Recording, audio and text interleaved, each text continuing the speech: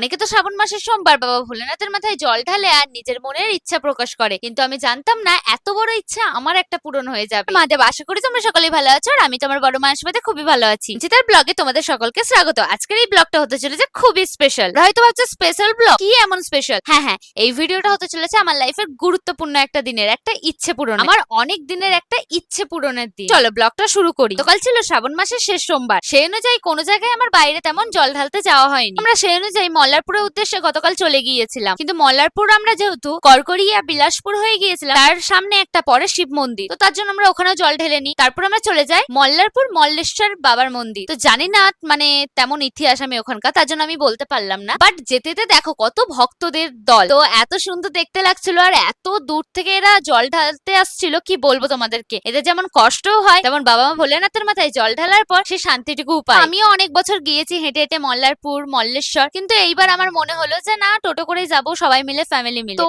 আমরা চলে গেলাম মল্লারপুর মানে মল্লেশ্বরের শিব মন্দিরে। তো এতটাই ভিড়, দেখো তোমরা, লাইন পড়েছিল। তো আমি তো ভিতরে ঢুকিনি, কারণ এতটা ভিড়, আমার মানে দিদি মেয়েটাকেও নিয়েছিলাম তার জন্য। আর এখানে জানো তো আমার অনেক বন্ধুদের সাথে দেখা হয়ে গেছিল যারা আমার ভিডিও দেখে, তো ছবি তুলি, কথা বলি। সত্যি বলছি তোমাদেরকে, খুবই ভালো লেগেছে আমার তোমাদের সাথে দেখা করে। আর অনেকে এমন আছো যারা আমার সাথে কথা বলবে ভাবো, বাট বলতে পারো না, ভয়ে বা কিছুতে। যাই হোক, আমাকে ঘরের লোকও বলে যে তুই মেয়ে, তার জন্য হয়তো অনেক ছেলেরাও কথা বলে না বা অনেকে ভয় পায়, কিন্তু না, সাথে যখন দেখা হয় আমি কতটা এক্সাইটেড থাকি, মানে কতটা খুশিতে থাকি, তোমরা হয়তো আমার মুখ দেখে বুঝতেই পারো। কি বলতো, টাকা পয়সা আসবে আর যাবে, কিন্তু তোমাদের এই ভালোবাসাটা যে আমি পাই, সব জায়গায় গেলে আমাকে সবাই দেখা করো, বলো, কথা বলো যে দিদি তোমার ভিডিও ভালো লাগে, বা ভিডিও যাই হোক, তোমরা যে কথাটুকু বলো না, সেইটুকু আমার খুবই ভালো লাগে। তোমরা যে আমাকে এতটা ভালোবাসো তার জন্য অনেক অনেক অনেক থ্যাংক ইউ। আমাকে সাপোর্ট করতে থাকো। তো তারপর আমরা চলে গিয়েছিলাম শিবপাহাড়ি, আর শিবপাহাড়িতে গিয়েই আমরা ভোগ খেয়ে নিই, জল ঢেলে নিই। তারপরে শিবপাহাড়িতে অনেকজনের সাথে দেখা হয়ে যায় আমার। আর তারপরে যেটা বললাম, আমার লাইফে একটা বিশেষ দিন, মানে কেন, কারণটা হচ্ছে আমার জীবনে